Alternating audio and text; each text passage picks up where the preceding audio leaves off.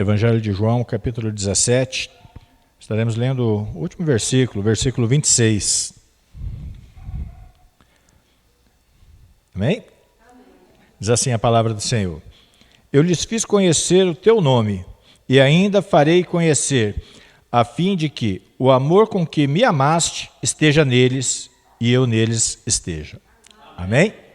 Pode se assentar. Quero dizer aos irmãos que estou feliz, de estar aqui com os irmãos para cultuarmos o Senhor. E como é bom a gente poder meditar na palavra do Senhor, como é bom a gente poder lembrar e aprender a cada dia a respeito daquele que tem nos chamado da morte para a vida, Eu não sei, você está feliz com tudo aquilo que o Senhor tem te concedido? Amém? Então, nós estamos vivendo num tempo, irmãos, onde as pessoas elas são levadas a se concentrar suas atenções e expectativas no presente e nas coisas visíveis e imediatas.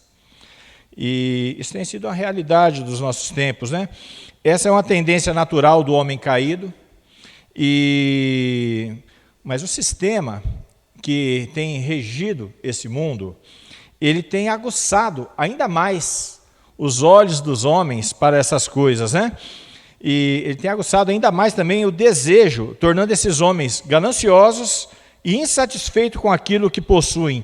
E ainda mais, leva eles a crer que tudo aquilo que eles conquistam é realmente força dos seus esforços e de seus braços. E isso é uma afronta, para Deus.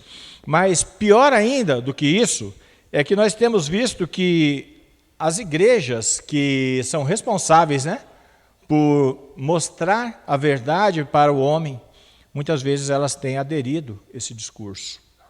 A igreja que é responsável por atribuir a quem é de direito essa obra, a quem é de direito ali a honra por aquilo que a gente faz, aquilo que a gente conquista, muitas vezes ela tem desvirtuado. Que o mundo, ele mostra para os homens que eles têm que ser mais gananciosos, eles têm que buscar mais, isso é normal, isso não me assusta. Agora, o que é de se estranhar é que nós temos visto a igreja agindo da mesma forma, usando esse mesmo método, e isso é pragmatismo. Eles têm usado a mesma forma com que o mundo tem usado, e muitas vezes isso aí tem trazido êxito no mundo lá fora, e a igreja tem usado esse mesmo método. E mudado o discurso ali do evangelho da cruz, do evangelho que mostra a dependência do homem, da misericórdia de Deus, eles têm mostrado que o homem ele é capaz, sim, e ele tem que ali se sobrepor até mesmo sobre o seu próximo, sobre os seus irmãos, para que ele venha alcançar êxito nessa terra. Isso tem sido uma verdade, uma realidade no discurso da igreja da atualidade. E isso é um problema, Porque essas igrejas têm tirado o foco da fé dos seus membros, das coisas eternas, e têm trazido o foco dessas pessoas para as coisas desse mundo. E nós sabemos que as coisas mais sublimes e verdadeiras estão nas promessas de Deus para as nossas vidas. Esse é o problema. Então, por que Jesus ele quer mostrar aos seus discípulos o caminho de alcançar essa alegria completa? Jesus ele tinha em mente ali mostrar para os seus discípulos, porque na época de Jesus também não era diferente. Na verdade, o homem sempre teve essa coisa de querer conquistar a partir de suas forças. Querer se tornar independente de Deus, se tornar ali autossuficiente. E toda vez que o homem faz isso, é como se ele virasse para o Criador e falasse: eu não preciso de ti. Isso é uma afronta para Deus. Assim como muitas outras coisas têm sido afronta para Deus. Quando o homem ele não confia nas promessas de Deus, quando o homem não confia na palavra de Deus, quando o homem olha para Deus e fala e fica em dúvida se Deus vai prover ou não, é uma afronta para Deus, porque Deus é fiel, Deus não mente. Deus é aquele que tem cuidado do homem, e quando o homem age dessa forma, ele está afrontando o Deus eterno e verdadeiro. Então, Jesus ele quer mostrar para os seus discípulos que existe sim um caminho que vai levar eles a essa alegria. Então, algumas coisas para a gente meditar. A primeira delas é que as coisas desse mundo elas não podem trazer completa satisfação aos nossos desejos.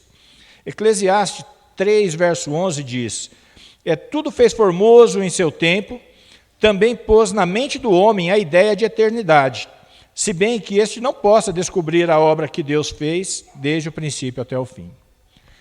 O autor ele fala a respeito desse sentimento ali de incompletitude ali que existe dentro do homem, ali de estar incompleto.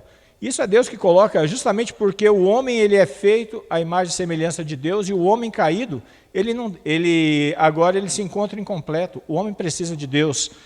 E por mais que o homem ele possa entender que existe um Criador, por mais que o homem possa entender que exista alguém que esteja acima dele, alguém superior, alguém que controle todas as coisas, se esse homem não tiver comunhão com esse ser, ele vai se encontrar vazio e insatisfeito. No livro Pensées, de Blaise Pascal, ele faz um questionamento.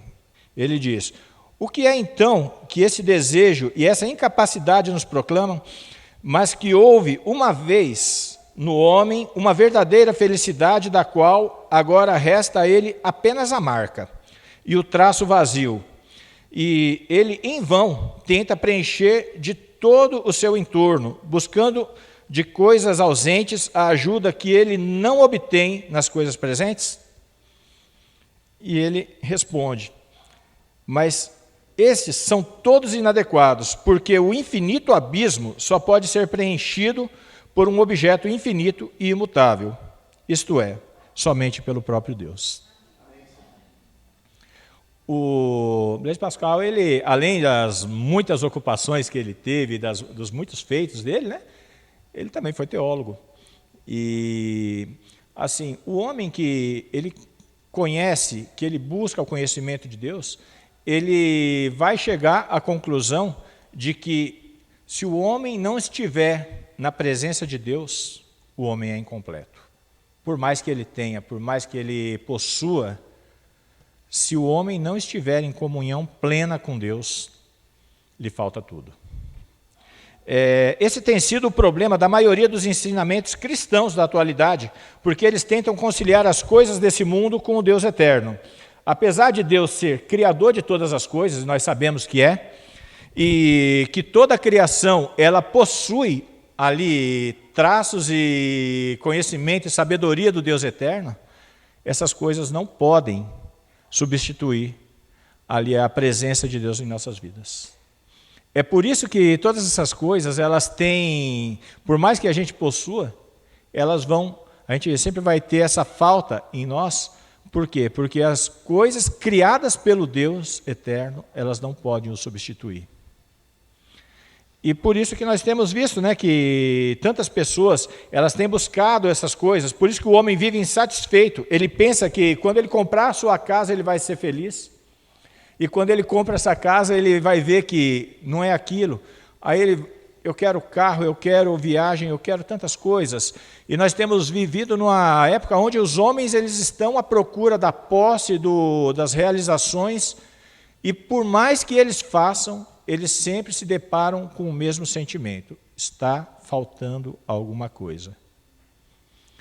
E por mais que, interessante que às vezes a gente vai para o meio da natureza e ficamos maravilhados, né, com a criação, a gente e vai nas cachoeiras, e vai nos montes, vai nas montanhas, e vai para tudo quanto é lugar, né, lugares maravilhosos que revelam sim o poder de Deus, mas também não substituem ao Deus que criou todas essas coisas.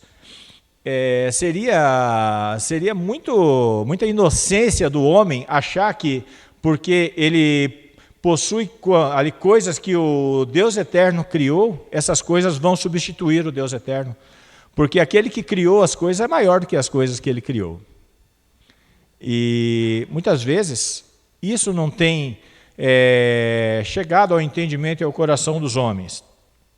E Jesus ele diz para os seus discípulos, né, que a respeito dessa questão de morada, enquanto os homens estão muito preocupados com essa morada aqui, Jesus ele fala para os seus discípulos, lá em João 14, 2 e 3, ele vai falar, na casa do meu pai tem muitas moradas. Se assim não for, eu teria dito para vocês, vou preparar-vos lugar, e quando eu for e vos preparar, voltarei e receberei para mim mesmo, para que onde eu estou estejais vós também. Existe uma promessa de lar que essa sim será plena e satisfatória para nós, que é naquele que Deus preparar. Olha só, o projeto de Deus para as nossas vidas é justamente esse, é que nós estejamos satisfeitos com aquilo que Ele preparou para nós.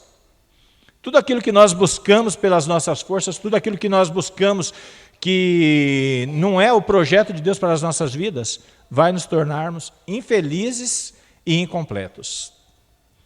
E Jesus ele está querendo mostrar isso para os seus discípulos, né? A segunda coisa é que os tesouros dessa vida, muitas vezes, eles nos tiram da vontade de Deus.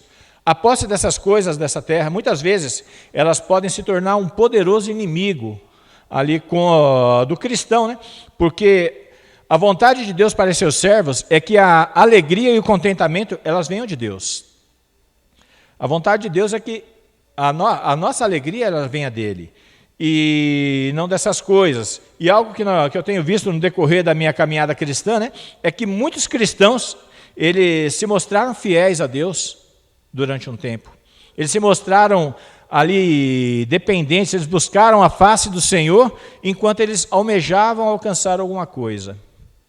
Interessante que eu fico olhando a sabedoria de Deus, como que Deus trabalha essas coisas. Porque muita gente tem buscado a Deus por interesse. Muita gente tem ali se aproximado de Deus porque sabe que Ele é abençoador. E o que eu fico mais surpreso, porque assim, talvez se alguém se aproximasse de mim interessado e eu soubesse disso, eu simplesmente não daria.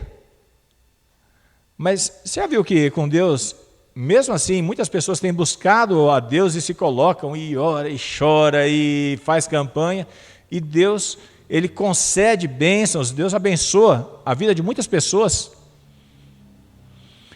Então, pessoas durante algum tempo ali, eles vão se colocar na presença de Deus, vão buscar, vão se esforçar e vão chorar na presença de Deus, e Deus vai conceder as bênçãos. Mas uma coisa que eu tenho visto é que Deus, muitas vezes Ele quer revelar, não é para Ele, não é porque Ele não sabe que quando eu receber essas bênçãos eu vou me afastar, mas é para Deus poder me desmascarar, é para Deus mostrar ali quão interesseiros nós somos, como nós somos rasos no relacionamento com Deus. Muitas vezes Deus vai conceder essas bênçãos para tirar de nós as nossas máscaras e mostrar quem nós verdadeiramente somos. Deus nos conhece, Deus sabe no nosso coração, Deus sabe aquilo que nós precisamos e também sabe daquilo que nós não precisamos, mas muitas vezes nós nos aproximamos de Deus e Deus ele vai conceder, e quando nós conseguirmos nós vamos nos afastar e Ele vai mostrar para nós que nós somos ali infiéis, né? Se a gente olhar, nós servimos ao único Deus que é totalmente poderoso e amoroso. Então Deus não tem problema em conceder bênção em nossas vidas, mas Ele não permite que seus servos criem outros deuses. Quando falamos de Deus, às vezes eu fico olhando as postagens de internet, o povo fala deuses e como se existisse muitos, só existe um. Ou você acha que Deus olha para o lado e vê outros deuses? É por isso que a idolatria, ela afronta tanto a Deus, porque a idolatria é você olhar para a criatura, você olhar para as coisas e colocar em pé de igualdade com um único Deus, que só existe Ele. E Deus muitas vezes, até mesmo as bênçãos que muitas vezes os homens têm buscado ali na casa de Deus, elas se tornam concorrentes de Deus e tem afrontado a Deus, né? E Deus ele não permite, né, que os seus servos eles criem esses deuses. E muitas vezes essas coisas elas servem para que Deus mostre para nós quão infiéis nós somos. Ele sabe, mas para mostrar onde é que está o nosso amor. Então, muitas vezes eu fico olhando como que Deus trabalha, como que é o trabalhar de Deus na vida do cristão, como que é o trabalhar de Deus na vida da igreja, e como que é também ali o lidar de Deus com aqueles que não são igreja, porque nem sempre todos que estão na igreja são igreja, né? E Deus conhece todas as coisas, e como que Deus lida com cada um. Muitas vezes com o infiel, muitas vezes com aquele que não é igreja, Deus ele abençoa e concede bênçãos e vai prosperando o cidadão. E muitas vezes muitos servos de Deus entram em parafuso, Asaf foi um, né? Senhor, tudo que os caras fazem dá certo. Eu sou teu servo e parece que nada dá certo, né? Os caras lá, se eles espirram, o Senhor dá o lenço. E muitas vezes o servo de Deus, ele trabalha, ele é fiel, ele busca, ele se esforça, ele se derrama na presença de Deus e parece que nada vai. Mas a didática de Deus em trabalhar com o seu povo, em trabalhar com aqueles que têm se colocado na presença de Deus. Eu não sei como é que Deus tem lidado com você, mas eu vou te falar. Comigo, Deus trabalha muito nessa área. Muitas vezes, Deus tem trabalhado muito a fé, Deus tem trabalhado muito a confiança. E no decorrer da minha vida, Deus tem, ali muitas vezes, aberto as mãos, tem fechado as mãos. Deus tem segurado, tem provado a fé no máximo. E eu fico olhando, mas em todas essas coisas eu tenho visto as mãos de Deus conduzindo a minha vida. E eu sou grato a Deus por isso. Eu sou grato a Deus porque Deus me conhece melhor do que eu. Deus sabe ali que muitas coisas, elas concorreram na minha vida ali com o lugar de Deus. E acho que não tem alegria maior para o cristão, para aquele que é servo de Deus, em saber que ele serve a um Deus que conhece o seu coração, que conhece as suas mazelas, que conhece as nossas fraquezas, um Deus que sabe que até mesmo muitas bênçãos que Ele tem concedido em nossas vidas irão concorrer com Ele e que Ele vai precisar muitas vezes chegar nessas bênçãos e tirar de nós. Deus vai precisar mexer naquilo que muitas vezes está nos trazendo segurança, naquilo que está nos trazendo conforto, e falar, já deu. E somente um Deus santo, Ele pode fazer isso com primazia, com sabedoria, de tal forma que as nossas vidas venham a ser edificadas. E eu sou grato a Deus por isso. A terceira coisa é que os tesouros dessa terra são passageiros, né? Eu não sei se você já pensou, né? Mas por mais que você tenha, por mais que você possua nessa vida, né? Por mais que você se esforçou para conseguir todas as coisas, seus sacrifícios, privação, para angariar as coisas dessa terra, isso no final não vai servir de nada, né? E eu me lembro que eu tinha, acho que 23 anos, quando Deus me chamou. E hoje, essa semana eu fiz 50 anos. E eu fico olhando, gente, como passou. Eu me lembro como ontem, eu lembro do pastor Samuel chamando a gente para no começo do trabalho, era jovem. E o tanto que nós trabalhamos nessa obra, o tanto que nós nos esforçamos e ralamos, né? Para que a obra do Senhor ela viesse ter êxito nesse lugar. E quando essa semana eu faço 50 anos, eu fiquei olhando e falei, Jesus amado, como esse negócio passou rápido. E da mesma forma da obra, também o esforço que foi empregado ali para você fazer uma casa, para você montar a empresa, para você fazer isso, fazer aquilo, isso muitas vezes tem nos chamado a atenção, isso muitas vezes os nossos afazeres, a nossa lida, o nosso dia a dia, eles nos faz sentir úteis, vivos, produtivos, né? Isso é bom. Mas uma coisa que eu estava meditando é que eu tinha 23, hoje eu tenho 50. Amanhã eu tenho 70, depois de amanhã eu sou somente uma foto. Depois de amanhã não tem mais o João, quem vai lembrar de mim são meus filhos. E daqui a pouco os netos não lembram mais também. E daqui a pouco passou. Você sabe quem é que vai lembrar de você? É Deus. Então, todo o esforço que nós fazemos para conseguir casa, para conseguir posses aqui nessa terra, irmãos, daqui 50, 60, 100 anos, isso aqui vai ter pessoas que você nem imagina, que nem te conhecem, nem fazem questão de te conhecer, vão estar morando nisso aí. O seu carro vai estar no ferro velho, ali servindo de peça ou sucata. E o que essas coisas vão valer? O que vai valer esse esforço todo para angariar essas coisas? Todas essas coisas que o mundo tem chamado a atenção para nós ali, tem mostrado, olha para essa terra, você tem que fazer agora porque você vai ficar velho. O que isso vai valer? Porque amanhã nós não estaremos mais aqui. Mas uma coisa é certeza, logo, logo nós estaremos na presença de Deus. E quando quando esse dia chegar, essas coisas não vão nos representar. Essas coisas não servirão de nada, né? Então, assim, eu fico olhando porque, como eu disse, eu recebi muitas bênçãos do Senhor. Fui abençoado em tantas coisas. E eu sempre tive comigo, assim, que essas coisas, elas não concorriam com o Senhor. No meu coração, ou na minha mente, talvez não. Mas eu vejo que muitas coisas da minha vida foi tirada.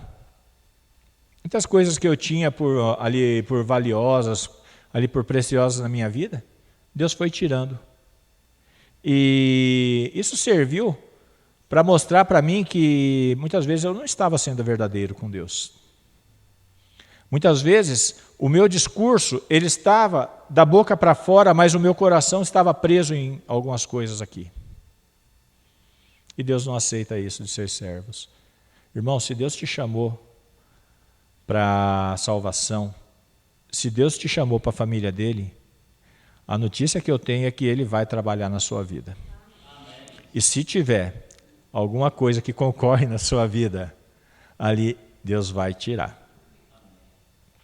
E isso tem que ser motivo de alegria para nós. Isso tem que servir de motivo de gratidão, porque estamos ali servindo um Deus que Ele conhece as nossas vidas, Ele sabe aquilo que não está trazendo edificação para nós. Então,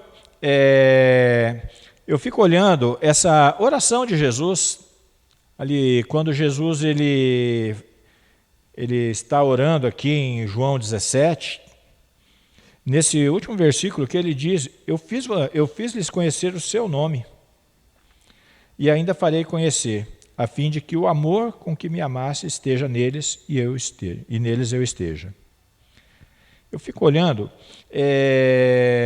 o desejo de Jesus é que esse amor, esse conhecimento, ele venha se tornar uma realidade em nossas vidas, né? E isso sim vai mudar toda a nossa vida e a nossa história. Olha só, quando Jesus fala ali, eu fiz conhecer o teu nome, na época de Jesus tinha, acho que o povo que mais conhecia o nome de Deus, né? Até porque hoje é uma incógnita esse negócio do nome de Deus, que os judeus, eles ali praticamente codificaram, porque com medo do povo tomar o nome de Deus em vão, né? Agora, o que Jesus está pedindo aqui na oração é algo que vai muito além dessa questão do nome de Deus. No tempo de Jesus, tinha aqueles que conheciam, sim, o nome de Deus, independente de ser Yahvé, Jeová, independente do nome que fosse, o que Jesus está pedindo a Deus aqui, para os seus discípulos, é justamente o oposto do que aqueles homens que diziam conhecer a Deus faziam. Eles conheciam o nome de Deus, mas não conheciam a Deus. Para Jesus, conhecer o nome de Deus vai além de saber qual que é o nome. Olha só como que é com a sua família, com seus filhos. O pai conhece o nome dos filhos conhecem o nome do pai, Mas isso não quer dizer que você realmente o conhece. Para você conhecer uma pessoa, você tem que se relacionar com ela. Você tem que conviver com ela, você tem que saber o que ela gosta. Olha só o casamento. O que é o casamento? Eu devo fazer 21 anos de casado. E quando eu casei com a Ivanilde, eu pensei que eu conhecia, mas não conhecia. A gente vai se conhecendo, é no dia a dia, é no relacionamento, é no convívio. Antes acho que eu sabia o nome dela, né? Mas agora a gente se conhece. E isso é o que Jesus está pedindo para os seus discípulos. A vontade de Deus é essa, é que você não conheça Deus somente pelo nome, mas que você conheça Deus verdadeiramente, que você se relacione com Ele, de tal forma que você saiba ali qual que é a vontade de Deus. E isso é o que Jesus veio fazer. Jesus chegou num contexto onde as pessoas sabiam o nome de Deus, mas não faziam a vontade de Deus. E agora Jesus, ele vem e fala, a minha vontade é fazer a vontade daquele que me enviou. E por que ele podia dizer isso? Porque Jesus conhecia 100% a vontade de Deus. Jesus conhecia 100% o caráter, a pessoa de Deus. E esse é o desejo de Jesus para os seus discípulos, e esse é o desejo de Jesus para a minha e para a sua vida. Jesus, ele não está querendo ali discípulos cristãos, entre parênteses, né? Igual muitos que viveram na época dele e que vivem na atualidade, que falam de Deus, mas não conhecem sua vontade, que sabem de Deus, mas não se relacionam com Ele. O desafio para nós, como igrejas, como discípulos de Jesus, é que nós venhamos não somente saber o que é que está escrito aqui, mas que nós venhamos ali nos colocar em prática esse conhecimento, ali em fazer a vontade de Deus, em nos esforçarmos e buscar a vontade de Deus. E isso sim vai fazer uma diferença enorme em nossas vidas. Jesus, ele sabe que se o prazer de Deus em Jesus, ele se tornar o nosso prazer, a nossa alegria em Jesus, ela será inesgotável. É por isso que muitos cristãos, eles não têm encontrado alegria, porque eles vêm na igreja, eles vão da igreja, eles participam da programação, mas eles não têm o prazer que Deus tem em Cristo. E esse mesmo prazer eles não têm na pessoa de Jesus Cristo. E é essa a vontade de Deus para nós. Você nunca vai se decepcionar nem cansar da presença de Jesus, se o seu prazer estiver em Cristo.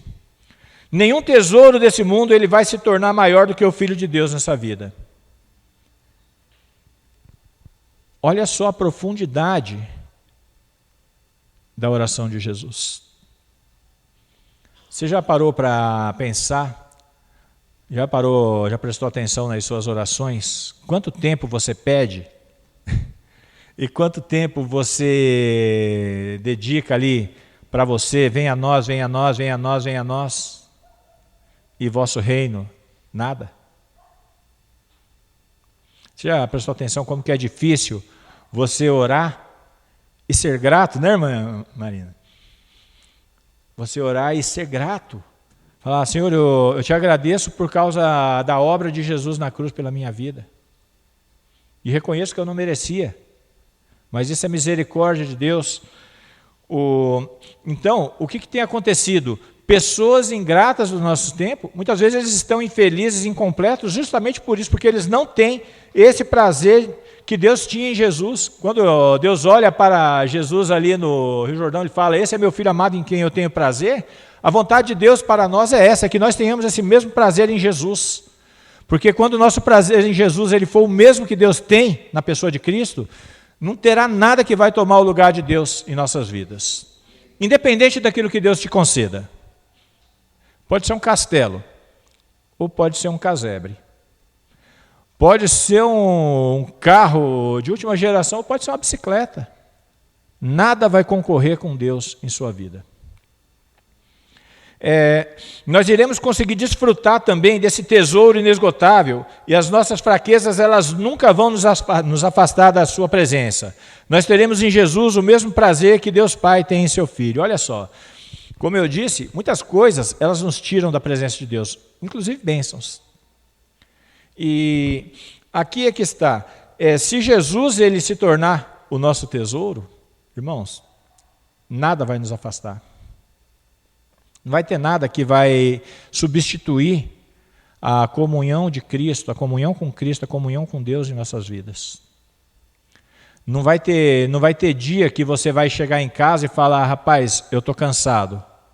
Mas você vai lembrar, não, eu estou cansado, mas Cristo morreu por mim e eu vou para a igreja. Eu estou passando por dificuldades, por aflições, mas eu vou me juntar com os meus irmãos, que Cristo também morreu por eles, e nós vamos adorar. Isso tem que ser uma realidade em nossas vidas, irmãos. Porque se essas coisas não acontecerem, muitas vezes nós vamos ali deixar com que outras coisas, elas concorram em nossas vidas, ali com a adoração a Deus. E ainda, a alegria de Deus em Jesus, ela estará em nós e Jesus será a nossa alegria. Essa alegria não se acabará porque nem Deus Pai e nem Jesus, o Deus Filho, eles nunca tiveram fim e nunca terão. Quando nós falamos que ali existe esse vazio dentro do homem, que ele só pode ser preenchido por Deus, é por isso. A nossa casa pode cair, o nosso carro pode ser roubado, pegar fogo, você pode ter que vender ele para pagar a conta, mas a sua alegria em Deus, essa não tem. Quando isso estiver preenchendo o seu coração, quando esse relacionamento com Deus for sua alegria, irmãos, não vai ter nada que vai substituir isso, porque aí você vai estar completo. E o amor de Deus por Jesus, ele será o nosso amor por eles.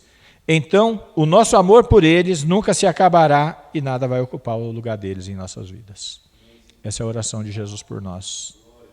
Que nós venhamos conhecer o nome de Deus. E que esse conhecimento, ele venha a ser o mesmo conhecimento de Cristo para o Pai.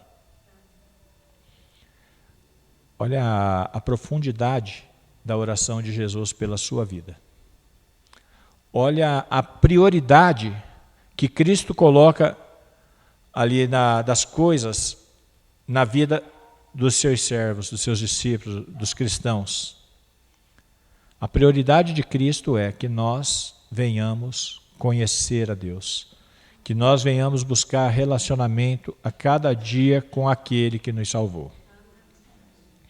Então, irmãos, veja que a oração de Jesus por nós, ela foi muito além da alegria momentânea e que as coisas dessa vida podem nos dar, mas tinha como objetivo que nós pudéssemos desfrutar da alegria e contentamento que só podemos ter quando conhecermos o nome de Deus. A minha pergunta para você hoje é: você conhece o nome de Deus?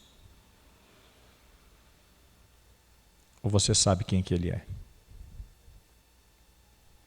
Diante de tudo isso, o que fica como questionamento para mim e para você: como tem sido o nosso relacionamento com Deus?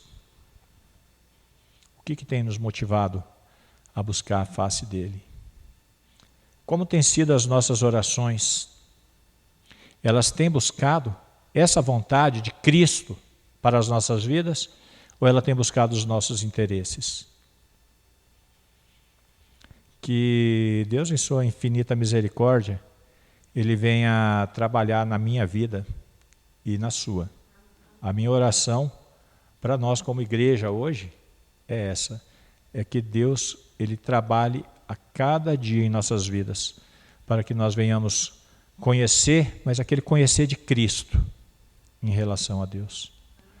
Que o nosso conhecer, ele venha a ser esse mesmo conhecimento que nos torna completos e satisfeitos naquilo que Deus fez por nós naquilo que Cristo fez por nós e na misericórdia de Deus por nossas vidas. Amém? Vamos colocar de pé, vamos orar?